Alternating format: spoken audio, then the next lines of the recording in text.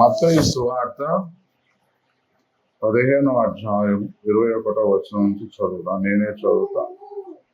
యేసు అక్కడి నుండి బయలుదేరి తూరు సీదోనుల ప్రాంతములకు వెళ్ళగా ఆ ప్రాంతముల నుండి కనాను స్త్రీ ఒకటి వచ్చి, ప్రభువా, దావీదు కుమారుడా, నన్ను కరుణింపుము, నా కుమార్తె దయ్యము పట్టి బహు బాధపడుచున్నదని కేకలు వేశాను. అందుకు ఆయన ఆమెతో ఒక మాట అయినను చెప్పలేదు.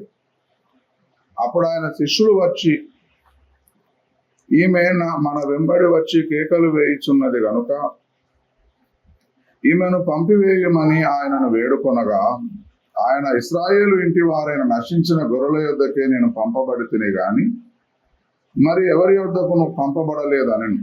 ఆయనను ఆమె వచ్చి ఆయనకు మొక్కి, ప్రభువా, నాకు సహాయము చేయమని అడిగాను. అందుకు ఆయన, పిల్లల రొట్టె తీసుకుని కుక్క పిల్లలకు వేయుట యుక్తము కాదని చెప్పగా, ఆమె, నిజము ప్రభువా, కుక్క పిల్లలు కూడా తమ యజమానుల బల్ల మీద నుండి పడు ముక్కలు తినును కదా అని చెప్పాను. అందుకు యేసు, అమ్మా, నీ విశ్వాసము గొప్పది, నీవు కోరినట్టే నీకు అవును గాక అని ఆమెతో చెప్పాను. ఆ గడియలోనే ఆమె కుమార్తె స్వస్థత నొందెను. ప్రార్థన చేద్దాము.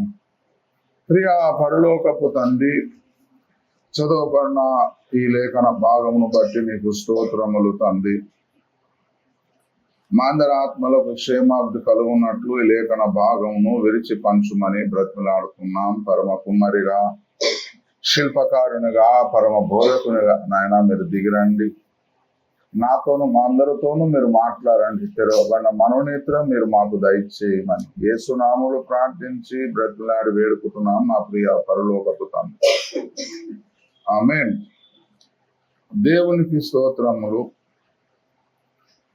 ప్రియ దేవుని బిడ్డలారా, మరి దేవుని వాక్యము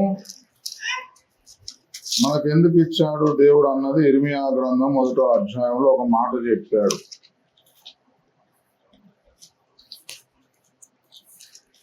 మొదటి అధ్యాయము 9-10 వచనాలు. అప్పుడు యెహోవా చెయ్యి చాపి నా నోరు ముట్టి ఇలాగ సెలవిచ్చాను, ఇదిగో నేను నీ నోట నా మాటలు ఉంచి ఉన్నాను. పెళ్ళగించుటకును, విరగొట్టుటకును, నశింపజేయుటకును, పడద్రోయుటకును, కట్టుటకును, నాటుటకును నేను ఈ దినము నా జనముల మీదను రాజ్యముల మీద నేను నియమించి ఉన్నాను. ఇర్మియా భక్తుడు పెళ్ళగించాలి, విరగొట్టాలి, నశింపజేయాలి, పడద్రోయాలి, కట్టాలి, నాటాలి, ఇవన్నీ ఎట్లా చేశారంటే ఇర్మియా నోటిలో దేవుడు తన మాటను పెట్టాడు. ఆ నోటి మాటతోనే ఇవన్నీ చేయాలి ఇర్మియా భక్తుడు. దేవునికి స్తోత్రం. ప్రియ దేవుని బిడ్డలారా, అట్లనే తిమోతికి రాసి పత్రికలో కూడా పౌలు భక్తుడు చెప్పాడు ఆ మాట. చూడండి ప్రియ దేవుని బిడ్డలారా,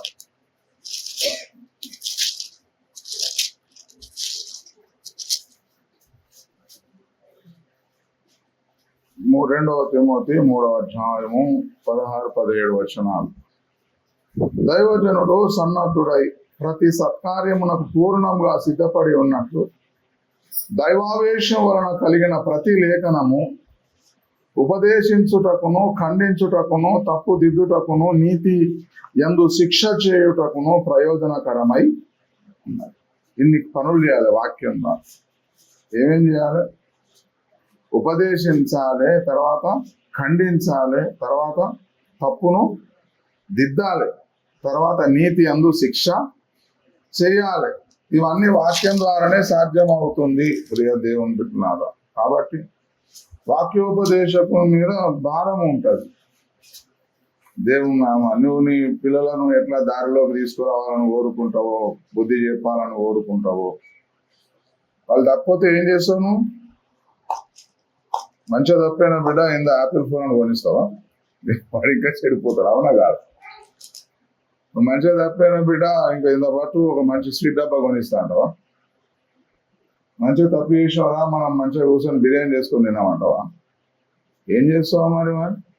చాలా మంది తల్లిదండ్రులకైతే మాకు కోపం వస్తుంది, రేషం వస్తుంది, మొత్తం కట్ట అనుకొని పొడి చేస్తారు. అవునా కాదు? దేవుని నామానికి మహిమ కలుగును గాక. దేవుని నామానికి స్తోత్రం. మరి దైవజనుడు ఏం చేయాలి? అమ్మా, పెళ్ళగించాలి, ఖండించాలి, గద్దించాలి, పడద్రోయాలి, కొన్ని విషయాలు నశింపజేయాలి, కట్టాలి, నాటాలి, తప్పును దిద్దాలి, నీతి యందు శిక్ష కూడా చేయాలంటున్నాడు. దైవ సేవకునికి శిక్ష చేసే అధికారం ఉన్నది, శిక్షించే అధికారం దేవుడే ఇచ్చింది. నీవు నీ పిల్లలను శిక్షిస్తావు కదా, శిక్షించకపోతే అసలు వాళ్ళకి మంచి తల్లిదండ్రులు కాదు. They are not good parents.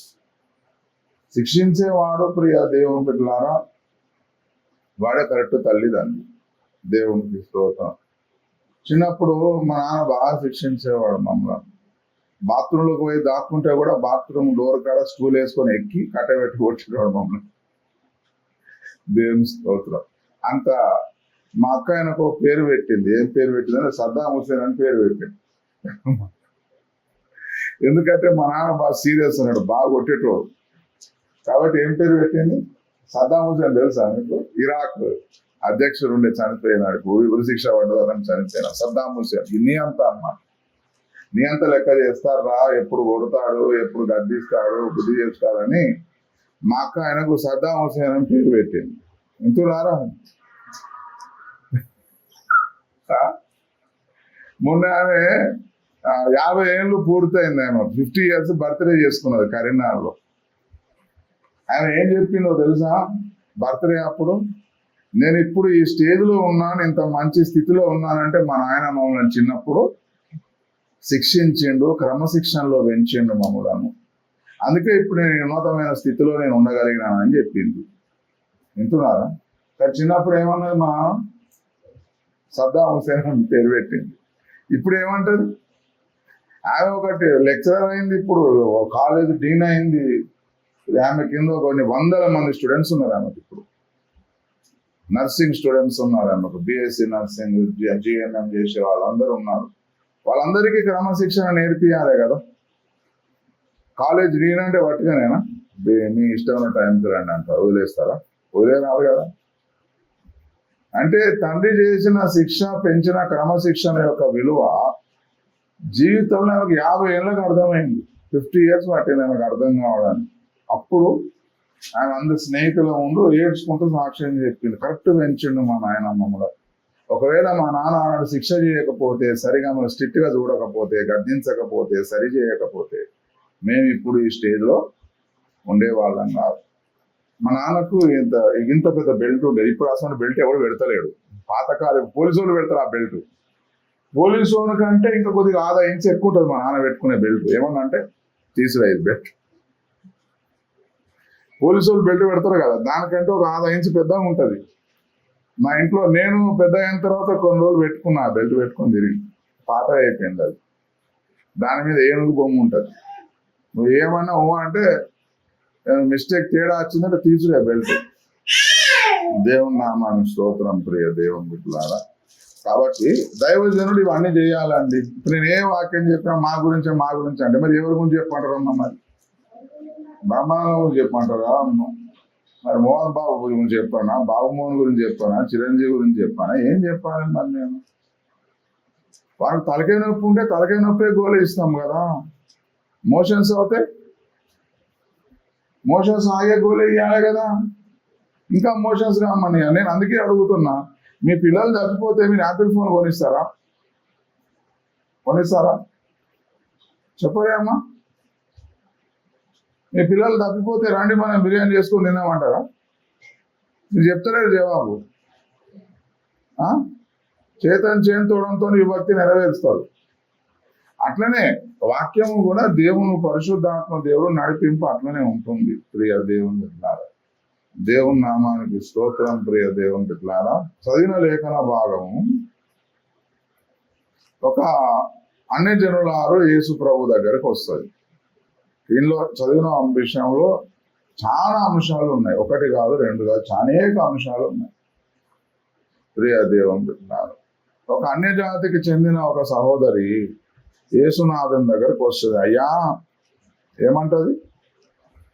దావీదు కుమారుడా, నన్ను కరుణింపుము, నా కుమార్తె దయ్యము పట్టి బహు బాధ పడుచున్నది అని కేకలు వేసింది. దయ్యం పట్టిందట. నాకు సహాయం చేయి ప్రభువా అని అంటే మరి యేసునాథుడు చేయొచ్చు కదా, ఆయనకు సహాయం చేయొచ్చు కదా. ఎంత మంచిగా ముద్దుగా పిలిచింది, దావీదు కుమారుడా అని ఆయనను మంచిగా పిలిచింది, ఆయనను ఆశ్రయించింది. మరి ఆయన యేసు ప్రభు సహాయం చేయొచ్చు కదా, పట్టించుకోకుండా ఉన్నాడు. ఏం చేశాడు? పట్టించుకోకుండా ఉంటే ఆమె కేకలు వేయడం ప్రారంభించింది. 23వ వచనం చూడండి. అందుకు ఆయన ఆమెతో ఒక్క మాట అయినను చెప్పలేదు. అరే, ఒక అన్యజాతికి చెందిన స్త్రీ నీ దగ్గరకు వచ్చిందంటే నువ్వు ఎంత సంతోషపడాలి, ఎగిరి గంతేయాలి. అబ్బా, దేవుని రాజ్యంలోకి అన్యురాలు కూడా వస్తుంది కదా అని ఎగిరి గంతేయాలి. కానీ యేసునాథుడు వైఖరి ఎట్లుంది అక్కడ? సైలెంట్గా ఉన్నాడు, ఒక్క మాట కూడా చెప్పలేదు. అంటే యేసుప్రభు సైలెంట్గా ఉన్నాడంటే అర్థం ఏంది? వాళ్ళు రక్షణ పొందాలనే ఉద్దేశం లేదా? రక్షణ పొందాలనే ఉద్దేశం ఉన్నది, కానీ యేసునాథుడు ఎవరికైనా ఒక వరం ఇవ్వాలనుకున్నా, రక్షణ ఇవ్వాలనుకున్నా, ఆయన ఏది ఇవ్వాలనుకున్నా మొట్టమొదట మనిషిని దేవుడు పరీక్షిస్తాడు. పరీక్ష చేయండి ఏ మనిషికి దేవుడు ఏది ఇవ్వడండి. ఇప్పుడు మామూలు ఏదైనా స్కూల్లో పోతేనే ఎంట్రన్స్ టెస్ట్ తీసుకుంటారు పిల్లలకు, అవునా కదా? ఇప్పుడు ఒక ఐఏఎస్ ఐపీఎస్ ఆఫీసర్ కావాలంటే టెస్టులు ఏంది అవుతుందా? ఎన్నో టెస్టులు ఉంటాయి. ఫిజికల్ టెస్ట్ ఉంటుంది, రిటర్న్ టెస్ట్ ఉంటుంది, వాడిని మరి లైవ్ టెస్ట్ ఉంటుంది, అన్ని అడుగుతాను. అన్ని అయిన తర్వాతనే వాడు పాస్ అయితే వాడికి ఐఏఎస్ ఐపీఎస్ పదవి ఇస్తారు. యేసునాథుడు కూడా తన దగ్గరికి ఎవరు వచ్చినా కానీ రండి రండి రండి రండి అని ఎవరికి చేయలేదు, ఎవరికి స్వస్థత ఇవ్వలేదు. ఫస్ట్ మొదట వారిని పరీక్షించినాడు. ప్రియ దేవుని బిడ్డలారా, దేవుని నామమున మహిమ కలుగును గాక. దేవుని నామానికి స్తోత్రం. మీరు ఏ రోజునన్నా చూడండి ప్రియ దేవుని బిడ్డలు, మొదట వాళ్ళని పరీక్షించినాడు దేవుడు. పరీక్షించే దేవుడు వాళ్ళని స్వస్థపరిచినాడు. ఈమె కూడా సైలెంట్గా ఉన్నాడు. సైలెంట్గా ఉన్నాడంటే దేవునికి ఆమె మీద ప్రేమ లేదని కాదు, కృప లేదు, కనికరం లేదు, ఆమె రక్షణ పొందొద్దని కాదు. రక్షణ పొందాలని ఉన్నది, కానీ సైలెంట్గా ఉన్నాడు. అది దేవుని పద్ధతి, విధానము. ప్రియ దేవుని బిడ్డలారా, అప్పుడు ఆమె ఏం చేసిందంటే, సరేగా నన్ను పట్టించుకుంటలేరా, నేను ఇంతగానం వచ్చినా అని వెళ్ళిపోతుందా అని చూసిండు యేసునాథుడు. ఆమె అట్లా హట్ కాలేదు, ఈగోను రెచ్చగొట్టుకోలేదు అనవసరంగా. నేను ఇంత ఆశపడొచ్చినా, నేను దావీదు కుమారుడా నేను పిలిచినా, దేవునికి స్తోత్రం. హల్లెలూయా. మీరు ఎవరైనా సరే నా దగ్గరకు వచ్చారనుకోండి, ఏదో ప్రాబ్లంతోనో సమస్యతోనో రోగంతోనో వచ్చారు. వచ్చినప్పుడు మీరు ఒకసారి పిలిస్తే నేను సమాధానం ఇవ్వలేదు, మీకు ఏమనిపిస్తుంది?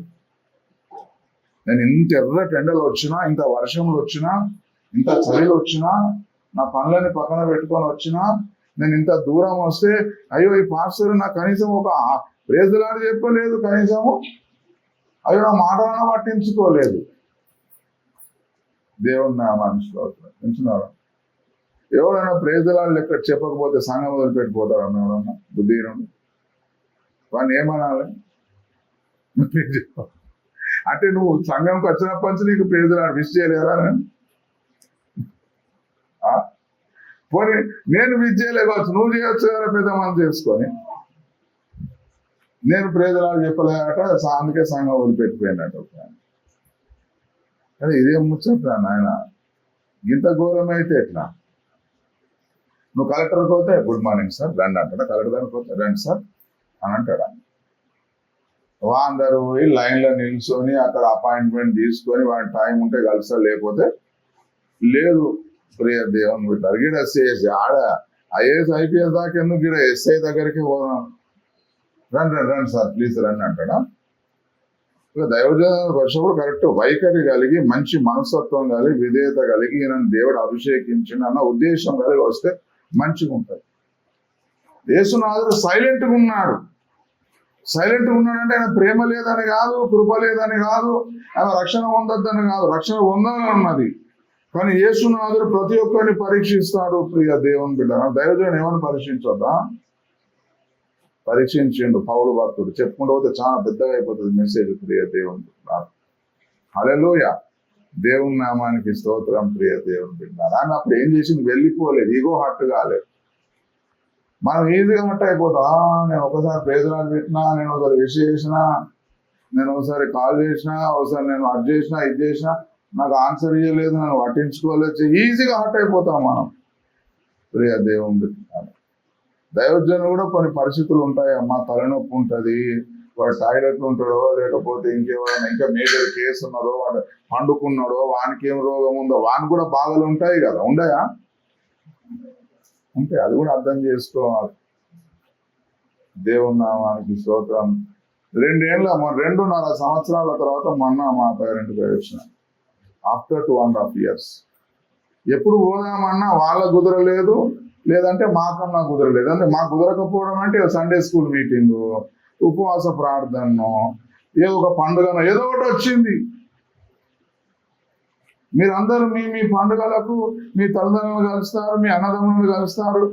మేము ఏనాడు కలిసాం? ఏ పండుగ? మా అన్నయ్యడి, మా తమ్ముడేడి చెప్పండి. కనీసం మా తల్లిదండ్రులు కలిసే అవకాశం కూడా మాకు లేదు. ఏ పండుగ కూడా ప్రియ దేవుని బిడ్డలారా, పండుగ కూడా పాశ్రం యొక్క 3 అన్నదమ్ములు అందరూ వస్తారు. ఉట్నూరుకు ఫోన్ చేసి అడుగుతారు, మేమందరం వచ్చినాం, నువ్వు రావా అని చెప్పేసి. ఎట్లా రావాలి? ఇంత పెద్ద కుటుంబం ఉన్నది కదా, అవసరం ఉంటే మీరే రండి, కానీ మేము మాత్రం వచ్చే పరిస్థితి లేదు, రామని చెప్తాం. ప్రియ దేవుని బిడ్డలారా, అంటే దేవుని సేవ చేయాలనుకున్నాడు, కొంచెం ఉన్నతమైన త్యాగం చెయ్యాలి, సమర్పణ కలిగి ఉండాలి. ప్రియ దేవుని బిడ్డలారా, అంటే వాటి పరిస్థితులు కూడా అర్థం చేసుకోవాలి. అన్ని నువ్వు నిన్ను అర్థం చేసుకోవాలని ఎట్లా కోరుకుంటున్నావో, దైవజనులు కూడా పెద్ద హృదయం చేసుకుని అర్థం చేసుకోవాలి. యేసునాడు సైలెంట్గా ఉన్నాడు, ఆమె వదిలిపెట్టి పోలేదు. నేను వస్తే పట్టించుకోలేదు, నేను పోలేదు. ఏం చేసింది? కేకలు వేయడం ప్రారంభించింది. కొన్ని కేకలు వేసినా యేసునాథుడు ఎట్లా రెస్పాండ్ అయ్యాడు మరి చూడండి.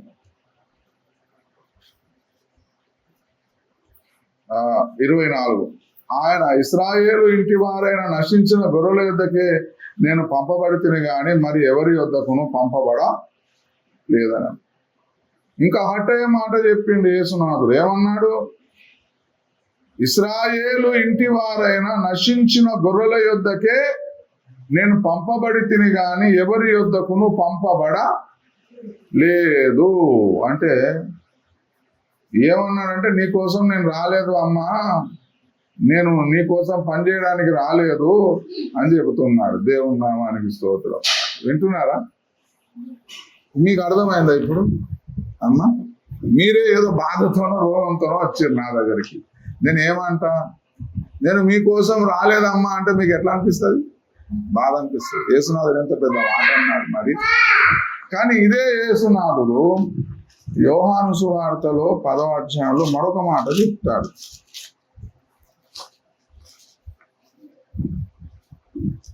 10వ అధ్యాయం 16వ వచనం చూడండి. ఈ దొడ్డివి కాని వేరే గొర్రెలను నాకు కలవు, వాటిని కూడా నేను తోడుకొని రావలను, అవి నా శబ్దం వినును, అప్పుడు మంద ఒకటియో గొర్రెల కాపరి ఒకడును. అంటే వేరే గొర్రెలు అన్నాడు అక్కడ, అన్ని జనుల గురించి మాట్లాడాడు అక్కడ. ఇక్కడేమన్నాడు? నేను only I'm just for Israel కోసమే వచ్చిన, అన్యులతో నాకు సంబంధం లే అంటాడు. కానీ యోహాను 10:16 ఏమంటున్నాడు? అమ్మా, మరి దేవునిలో 2 నాలుకలు ఉంటాయా? అపార్థం చేసుకోవాల్సి వస్తుంది. అట్లెందుకు అన్నాడు, ఇట్లెందుకు అన్నాడు? అగో ఆ కానాను స్త్రీతో అట్లా అన్నాడు, శిష్యుల దగ్గర ఇట్లా అన్నాడు. డిఫరెంట్ వర్షన్స్ ఏంది? యేసు ప్రభువులో ఒకట అపార్థాలు గురైతే సరిగైన పరిశుద్ధాత్మ నడిపింపు లేకపోతే. నేను చెప్తున్నా, నేను నిన్న కూడా చెప్తున్నా ఈ మాట, మరలా చెప్తున్నా, జాగ్రత్త వినండి. దేవుని వాక్యం అర్థం కావాలన్నా, దైవ సేవకుడు చెప్పే సలహా కానీ, వాక్యం కానీ, పాట కానీ అర్థం కావాలంటే మీరు దేవుని సహాయం పొందుకొని కనీసం ఒక 3 రోజులు, వారం రోజులు, 10 రోజులు, 40 రోజులు ఉపవాసం ఉంటే తప్ప అర్థం కాదు. దేవుని సేవ చేసేవారు కడుపు మార్చుకొని కన్నీళ్లు కాచి దేవుని దగ్గర ప్రార్థన చేసి దేవుని నుండి పొందుకొని చెప్తారు ఏదైనా సరే. దేవునితో కనెక్ట్ అయ్యి, లోకంతో కనెక్ట్ అయ్యి కాదు. అది మనకు అర్థం కావాలంటే మనకు కూడా కొద్దిగా ప్రార్థన జీవితం ఉండాలి, లేఖన ధ్యాన జీవితం ఉండాలి. దేవుని దగ్గర కూర్చొని ఉపవాసం ఉండి కడుపు మార్చుకొని పరిశుద్ధాత్మ దేవుని సహాయం వేడుకునే విధానం ఉండాలి. మనం దేవుని నామానికి స్తోత్రం ప్రియ దేవుని బిడ్డలారా. ఏమన్నాడు ఇప్పుడు? నేను ఇజ్రాయేళ్ల కోసం వచ్చిన కానీ మీకోసం రాలే, అన్యజనుల కోసం రాలే అన్నాడు. కానీ మరి యోహాను సువార్త 10:16 చెప్తున్నాడు కదా. అంటే అది అర్థం చేసుకోవాలి. ఇప్పుడు ఎందుకు ఇక్కడ ఎందుకు ఇట్లా అన్నాడు, అక్కడ ఎందుకు అట్లా అన్నాడు? యేసు ప్రభులో 2 మనసులు, ద్విమనస్తత్వం లేదు, 2 నాలుకలు లేవు, ఒకటే నాలుక ప్రభువుది. కానీ మనకు అట్లా కనబడుతుంది. అది మనం పరిష్కరించుకోవాలి. పరిశుద్ధాత్మ దగ్గర కూర్చొని మోకాలుండి ఉపవాసం ఉండి ఇట్లెందుకు 2 వర్షన్స్ ఎందుకు నాకు కనబడుతున్నాయి ప్రభా, దాని అర్థమేందో నాకు చెప్పమంటే చెప్తాడు దేవుడు. అట్లే కానీ దేవునికే తీర్పు తీసుకోవడం అయిపోతే ఎట్లా అండి? 2 మనసులు నాకు కనబడుతున్నాయి, అక్కడనేమో అన్యజనులు అద్దన్నాడు, ఇక్కడేమో అన్యజనుల కోసం నేను వాటిని వెతకనికి పోతున్నా అన్నాడు. ఇదేంటిది అని దేవుణ్ణి అపార్థం చేసుకునే అవకాశము ఉంటుంది. కానీ ఈమె మంచి మనసు కలిగిన స్త్రీ యేసునాథుని అపార్థం చేసుకోలే. కానీ చాలా ఉన్నతమైన మాట అన్నది. ఎవరు చూడండి 25వ వచనం. ఆయనను ఆమె వచ్చి ఆయనకు మొక్కింది. ఇప్పుడు ఇంతకు ముందేమో మామూలుగా అడిగింది ఒకసారి, రెండవసారి కేకలు వేసి అడిగింది, ఇప్పుడు మొక్కుతుంది. ఇంకా తను తాను ఇంకా తగ్గించుకుంటుంది. ఒకసారి మామూలుగా అడిగింది, దావీదు కుమారుడు సహాయం చేయమని. రెండోసారి కేకలు వేసి అడిగింది. మూడవసారి సాగిల పడుతుంది, మొక్కుతుంది, మొక్కి అడుగుతుంది, అయ్యా జర కనికరం చూపెట్టయ్యా, దయ చూపెట్టయ్యా ప్రభా, నాకు సహాయం చేయమన్నాడు కదా. మరి యేసు ప్రభు కరగవచ్చు కదా. యేసునాథుడు కరిగిండా? ఏమన్నాడు మరి? 26 పిల్లల రొట్టె తీసుకొని కుక్క పిల్లలకు వేయుట యుక్తము. ఆ మాటకి ఆమె వెళ్ళిపోవాలి అక్కడి నుంచి. ఏందయ్యా, ఏదో నువ్వు స్వస్థపరుస్తావని, ఏదో నువ్వు బోధకుడవని, ప్రవక్తవని మేము నీ దగ్గరకు వస్తే కుక్క పిల్లలు అంటావా మమ్మల్ని పట్టుకొని? It's a great insult. ఇంత గొప్ప అవమానం చేసిన మమ్మల్ని నీకు నాకు చెల్లని వెళ్ళిపోవాలి అక్కడి నుంచి. అవునాగా? ఏమన్నది మరి? ఎందుకు యేసునాథుడు అటువంటి పదజాలం వాడాడో తెలుసా? అట్లా అన్నగానే ఆమె సహిస్తుంది కదా, అది పరీక్ష. ఈనాడు సంఘర్షులే ప్రియ దేవుని బిడ్డ విశ్వాసులే సేవకుని పరీక్షలు పెట్టలే. నేను చెప్తున్నాను, నేను ఇప్పుడు వాయిస్ రికార్డ్ కూడా పోతుంది యూట్యూబ్లో, వాట్సాప్లో కూడా షేర్ చేస్తాను. మీ ఇళ్ళలో ఏ కార్యం ఉన్నా నాకు అడ్వాన్స్గా చెప్పండి. ఇంతున్నా కోరిక పుట్టినాడే లగ్గం కావాలంటే కుదరదు. నేను కూడా 10 మందికి మాట ఇస్తా, పాస్టర్స్కి మాట ఇస్తా. అసలు ఈ రోజు అయితే నేను మంచిర్యాల పోవాలి, టు బి ఫ్రాంక్ మంచిర్యాల పోవాలి. ఎందుకంటే అకాడియన్ తెచ్చుకున్నా కదా, అది చెప్పాలి. ఆయన వెయిటింగ్ లిస్ట్లో ఉన్నాడు. రేపు పాస్టర్స్ మీటింగ్ ఉన్నది. నేను పాట షూటింగ్ పెట్టుకుంటాను. ఏదో ఒకటి ఉంటుంది. ఎవరికన్నా మాట ఇస్తే ఎటన్నా పోతా. నాకు సొంత కార్యాలు ఉంటాయి కదా. నేను ఖచ్చితంగా ఏ పాట షూట్ ఉన్నా ఏదున్నా కానీ ప్రతిరోజు ప్రార్థన ఉద్యమంలో చేస్తున్నామా లేదా? చేస్తాం. అటువంటిప్పుడు మీరు ఏం చేయాలి మరి? మెలకువగలిగి వీనికి ఏదైనా షూటింగ్ ఉంటుందో, లేకపోతే ఇంకేదైనా పాస్టర్స్ మీటింగ్ ఉంటుందో, లేకపోతే ఏదైనా పోతాడేమో అని ముందు జాగ్రత్తగా ముందుగా చెప్పుకుంటే మంచిది. అవునా కదా? నేను ఎవరికి మాట ఇస్తున్నా నాకు కట్టుబడి ఉంటాం. మళ్ళీ ఇప్పుడు హైదరాబాద్ నుంచి 4 పాస్టర్లు వచ్చింది ఓపెన్ యూనివర్సిటీస్ నుంచి. రానని చెప్పాను. ఎందుకంటే 1,10,000కి నేను మాట ఇచ్చిన కాబట్టి అట్లా ఉంటుంది. కాబట్టి మీరు కూడా అర్థం చేసుకోవాలి, నన్ను అపార్థం చేసుకోవద్దు. మీరు నాకు పరీక్షలు పెట్టద్దు. పరీక్షలు మీరు పెట్టడేనమ్మా, దేవుడు పెట్టినది చాలు, దేవుడు పెట్టుకుంటాడు. వెంబడించండి, జస్ట్ ఫాలో. నాకు మీరే ఎక్కువ. నాకు షూటింగ్ ఎక్కువ కాదు, పాట ఎక్కువ కాదు, ఏది ఎక్కువ కాదు, మీరే ఎక్కువ. కానీ ఫస్ట్ ఒక షెడ్యూల్ మనం ప్రిపేర్ చేసుకున్నాం కదా. అడ్జస్ట్ చేసే అవకాశం ఉంటే ఎంత అడ్జస్ట్ చేసుకుంటాం. అడ్జస్ట్ చేసే అవకాశం లేకపోతే ఏం చేయమంటారు? మరి మీరే అడ్జస్ట్ కావాలి. సంఘస్థులే అడ్జస్ట్ కావాలి. ప్రియ దేవుని బిడ్డలారా, దేవుని నామమునకు స్తోత్రం, దేవుని నామం మహిమత్వం. సోమయ్య పాస్టర్ గారి ఇంటర్వ్యూ మనం తీసుకున్నాం, వాళ్ళ పిల్లల ఇంటర్వ్యూ తీసుకున్నాం. మీకు గుర్తుందా? విన్నారు అది? అందులో ఆమె కూతురును, పెద్ద కూతురును ఏలూరుకి ఇచ్చారు. ఎక్కడికి? ఏలూరుకి ఇచ్చారు. ఆమె ఇల్లుగా ఆమె అక్కడ అపార్ట్మెంట్ ఏదో కొనుక్కున్నారు మొత్తానికైతే. ఆమె పుట్టినరోజు ఆమెకి ఏం కావాలన్నట? గృహప్రవేశం కావాలని కోరిక. ఎవరైనా కోరుకుంటారు కదా, నా పుట్టినరోజు ఫలానా రోజు ఉన్నది, అదే రోజు నేను గృహప్రవేశం చేస్తే కూడా నాకు బాగుంటుంది కదా అని కోరుకొని వాళ్ళ తండ్రికి ఫోన్ చేసిందట, నాన్న నువ్వు ఎట్లనన్నా చెయ్యి, కానీ 28, 27 మొత్తానికైతే 26, 27 ఆ రోజు మీరు రండి, ఇట్లా గృహప్రవేశం చేద్దాము అదొకటి ఇదొకటి అని చెప్పేసి నా బర్త్డే ఉన్నది అంటే వాళ్ళ నాన్న ఏమన్నాడంటే వస్తానని మాట ఇచ్చినాడు ఫస్ట్. కానీ దాని తర్వాత వేరే సంఘస్థులు ఏమొచ్చన్నారంటే అదే రోజు వాళ్ళకి పెళ్లి కావాలని అడిగిందట. ఆ బిడ్డకు ఫోన్ చేసి చెప్పిందట, అమ్మ నువ్వు ఇంకో రోజు పెట్టుకో అమ్మ. అదేంది నాన్న, ఆ రోజు నా పుట్టినరోజు కదా, నా బర్త్డే కదా నాన్న, ఆ రోజు నేను ఇంట్లోకి పోతే శుభకార్యం మంచిగా ఉంటది కదా నాన్న అంటే, లేదు నాన్న నువ్వు పెట్టుకో అంతే, లేదు నువ్వే చేంజ్ చేసుకో, నేను చేంజ్ చేసుకోను అని చెప్పారట.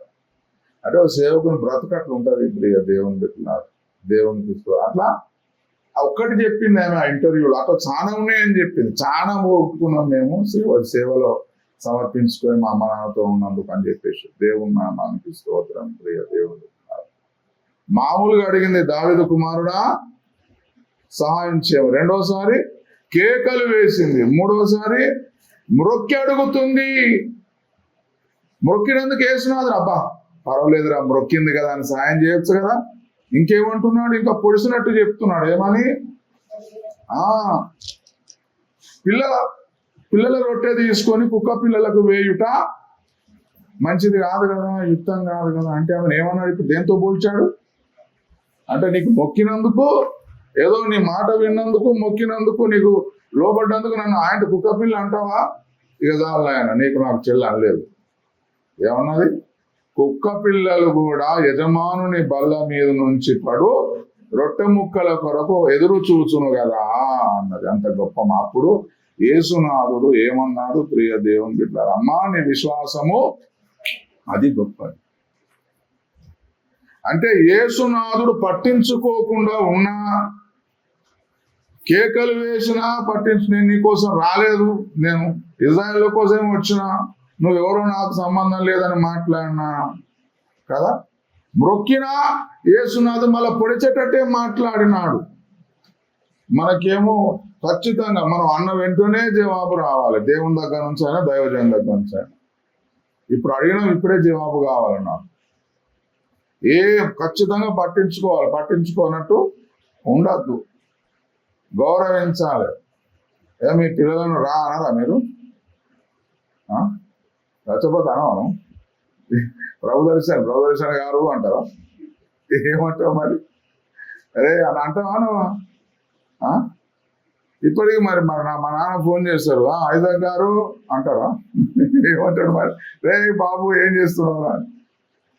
మీరు ఇప్పుడు ఏసన్న గారు ఇంత మధురమైన పాటలు రాసింది కదా, కొన్ని ఆయన పాత ప్రసంగాలు వినండి, అరే అనే ఉంటుంది మొత్తం, మీరు వినండి అంటే.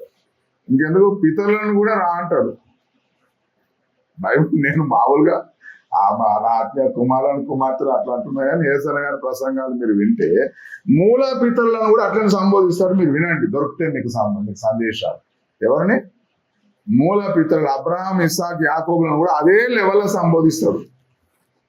మీరు వినండి. ప్రియ దేవుని దేవుని నామా, నీ కొడుకునేమో రా అంటావు, నేను ఏమైతే గారు అని వినాను నేను. ఇదేనా మనకు అర్థం కాదు. ఈమె ఇప్పుడు నేను వాక్యం చెప్తే మీ గురించి చెప్తున్నా, నా గురించి చెప్తున్నాను అనుకుంటా, మరి ఏం చెప్పమంటారు చెప్పండి. సమాజాన్ని చేపియాలి కదా, సంఘానికి అర్థమయ్యేటట్టు చేయాలి కదా అన్ని విషయాలు. ప్రియ దేవుని బిడ్డలారా, దేవునికి స్తోత్రం. కుక్క పిల్ల అన్నాడు యేసునాథుడు, అంతకంటే అవమానం ఏముంటుంది? కానీ ఆమె వదిలిపెట్టిపోలేదు. కుక్క పిల్లలు సరే, కుక్క పిల్లనైతే కుక్క పిల్లనేనయ్యా, కానీ నీ సహాయం అయితే నాకు కావాలి అని వేడుకున్నది. అది గొప్ప విశ్వాసము. దాని ఏమన్నాడు దేవుడు? గొప్ప విశ్వాసం. అంటే పట్టించుకోకు, దేవుడు జవాబు ఇవ్వకుండా నమ్మింది. అసలు ఆమెను తీసి పారేసినట్టు మాట్లాడి, నేను నీ కోసం రాలేదు, ఇజ్రాయెల్ కోసం వచ్చినా అన్నా నమ్మింది. కుక్క పిల్ల అన్నా నమ్మింది, విశ్వసించింది. కానీ విశ్వాసం అది ఆ విశ్వాసం అట్లుంటే విశ్వాసం గొప్పది. ప్రియ దేవుడు, అందుకే నేను నిన్న చెప్పాను, యెహోవా మరో ఎవరికి తెలుసు అనేందు భయభక్తులు గల ఉన్న వారికి తెలుస్తుంది. అందరికి భక్తి చేసే సరిపోదు, భక్తితో పాటు ఏముండాలి? యెహోవా యందలి భయం వారికి ఆ భయం దొంగతనం చేయడానికి దుష్టుడు వస్తాడు. దేవుడు అంటే భయము, దైవజనుడు అంటే భయం పోయింది అనుకోండి, భక్తి వేస్ట్ గా నీ ఆత్మీయ జీవితం పతనం అయిపోయినట్టే. కాపాడుకోండి, పిల్లలకు కూడా నేర్పించండి. పిల్లలకి ఏం నేర్పియండి?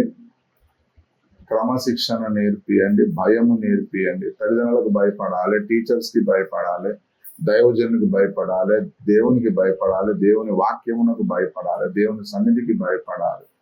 మా నాన్న గురించి చెప్పినా కదా, మా అక్క ఏం పేరు పెట్టింది? సద్దాం హుసేన్ అని పేరు పెట్టింది మా అక్క. కానీ ఏమంటది ఇప్పుడు? మరి నేను ఈ స్థితిలో ఉండడానికి కారణం మా నాన్న. అప్పుడు అంత క్రమశిక్షణ పెంచకపోతే ఇట్లా అయ్యేది కాదంటారు. కాబట్టి మనం కూడా అంత గొప్ప విశ్వాసం కలిగి జీవించడం వద్దా? ఏంటిది మరి?